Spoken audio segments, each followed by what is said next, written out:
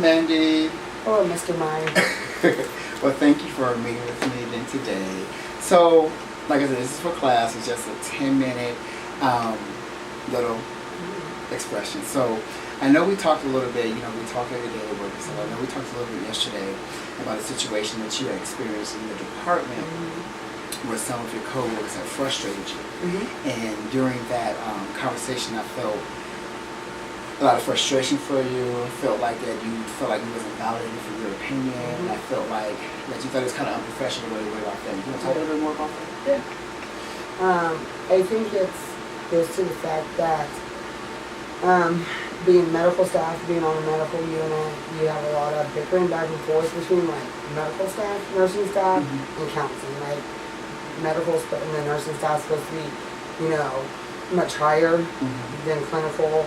So I feel like sometimes our clinical views aren't appreciated, and we don't really have a support type person to go to that is really there for clinical. So we kind of clash. Because I think they think because it's a medical unit, we have to listen to them and they're always right. So when you say that there's a clash between medical and clinician, do you take it personally?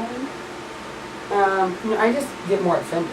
Because they think their opinions, better than ours. When all they're talking about is from the medical standpoint, where we're coming from is clinical. And the clinical part is what they need when they go, once they leave. So give me an example of the situation. Okay. One example could be where, say, if a client is medically cleared, but yet, and they say he's medically cleared, then that person can be discharged from detox. But wanting to keep that person because I feel bad for his situation, or, I want to make sure he's safe. Well, there's 26 other clients that you need to fill that same way. So it needs to be across the board. So no consistency is happening. Yeah. Okay. And then it's just like, okay, so you can keep them here. They eventually have to leave. So sometimes we're doing more harm than good if we keep them and we don't let them experience what's going on on the outside. So it sounds like it's not only just frustrating with not feeling validated as a professional, but also you kind of internalize it a little bit. It kind of feels like they're not valuing your opinion as a person and someone who's been doing this for years of experience. So how do you resolve that? Probably not as well as I should. I kind of hold grudges and I let it rather than speak to the person and even use I statements and be like, this is how I feel. I just kind of not deal with it, but still let all that resentment stay there. Is this typical how you deal with conflict in your everyday life? Yes.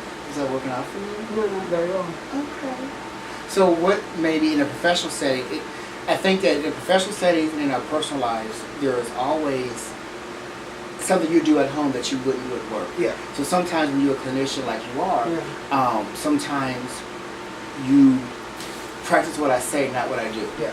So if you were your own client, how would you tell yourself how to address the issue? Because you're still holding on to it. Even talking now, your feet you're shaking your foot a little bit more. So what I would probably tell my client is, because sometimes we can take things into a situation that wasn't really there. So maybe that wasn't their intention. Maybe their intention was not how I took it. So what I would always tell my client, tell them how you feel. Don't say this is what they're doing. Just say this is how you're perceiving it and always use I. Because maybe that's not their intention, and then that way you can kind of check back with them. Is that what you meant, or am I taking it the wrong way? So are you okay doing that with the individuals that cross that line with you? No, because I'm afraid I might not stop.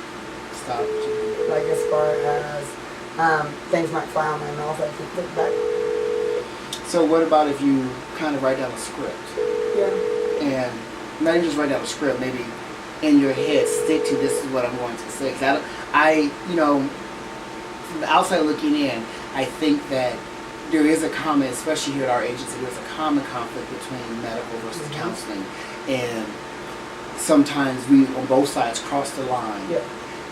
But I do know that the ultimate goal is that you all are trying to do what's best for the client. And so sometimes in doing what's best for the client may not be an agreement on the other side of that line. And also we might interpret that or internalize that as something personal. So maybe pulling an individual or individuals aside and saying, I understand what you're saying, I get it and everything else, but I kind of didn't like the way you approach that. In terms of, I sometimes feel as though when we're talking, you don't validate what I'm saying because I'm not a nurse or I'm not a doctor. And I did text one of the medical staff involved, kind of talking to them, and told them, you know, it wasn't a verbal conversation. Of course, I was just texting them and told them I kind of felt betrayed. Like, you know, I said this one thing, and what I told you my opinion was, you know, you used it against me, like when you tell the supervisor. And that's what I mean, like, when I say we need somebody as far as that's a clinic, that comes from the clinician side, not the medical side. So I feel that if we have a supervisor who is a nursing supervisor, of course, I would expect them to probably side with the nurses a little bit. And that's kind of how I felt what happened. You used a strong word, you used betrayed. Yeah. So when you say betrayal, are you saying you felt like they took your trust and misused it? Or you felt like there was some loyalty between you all and we had a better relationship, and so I felt like you should have came and talked to me about it rather than going above my head? Well, yeah, and that's how it's been since, you know, I've been working with this medical staff. You know, we're approachable with each other. You know, we do have disagreements, but it was kind of like, you know, because I disagreed and you didn't like my answer, and now that you're in this new position, you're kind of trying to throw your authority around. So do you feel like the individual has changed in the new position? Do you feel like your relationship has changed? No, not until this happened. Okay. So you all had an okay relationship beforehand. Yeah. You all were friendly and stuff, and then he or she was elevated to a different position, and you feel as though this position has kind of changed the dynamic. Yes. Do you think that that's inherent with a supervisory position? I understand, you know, being a different position, a higher position, you have a job to do, you know. So that part I do understand, but it's still kind of professional courtesy. You know, she can even come up and said, this is how I feel, and this is how I feel, it should be this way.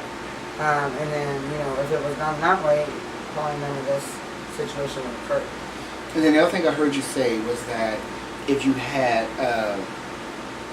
a council side supervisor that can help advocate for you, what you all were saying, that what's happening is that you all have this nursing, and you have this director who's a nursing, and everything seems like it's going to the medical side, and you don't feel like you all have a voice on your side. Well, yeah, we don't really have it because, of course, I don't know anything about nursing, so I can't speak to anything medical, and I'm not going to try to. It's kind of the same on their side. You know, we go to school for counseling, they go for nursing, two different tracks.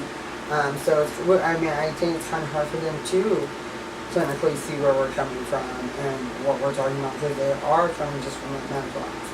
So do you think that to alleviate frustration, not even just for you, but for your team members, your co-workers, or clinicians, you think maybe having an in-service between your whole team? And I'm thinking in terms of how do you learn about what you do and learn about what I do and respect what we do? Because I know, being a clinician myself, I sometimes can err on the side of trying to do the medical side, and I have to pull myself back. And what I had to do was learn exactly what the nurses do on our team all day long, what their frustrations are. And then once I found out what that frustration was, then I had the nurse talk to me about, this is what we do all day in counseling. So once she realized, oh, they're doing, because they just think we sit back in our offices and talk for 10 minutes and sit alone, you know what I mean? And I just think that they're just giving out medicine instead of giving Tylenol and call it a day.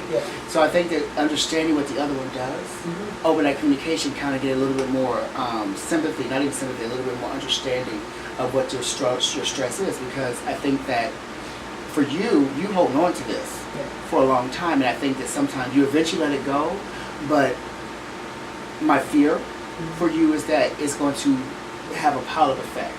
And it's going to be a straw to break the camel's back, and you're not going to be able to control. You'll be so frustrated that you're not going to be able to control that, your reaction. So as we are wrapping up here, as we are wrapping up here, is there any last thing you want to Well, thank you for being my guinea pig for this project. And we are done here. We have 26 seconds to go. So anything else? So in summation, so We talked about ways to approach the situation. We talked about ways that possibly you could approach the individual and say how you actually feel. We talked about how sometimes what we do at work and what we do at home are two different things and how maybe we can mesh those together. And also kind of talking about practice what we preach, what we teach our clients to do using those same skills for ourselves, okay? Well, thank you, Amanda, for taking the time out. We're done. Thank you, Jesus. I know, right?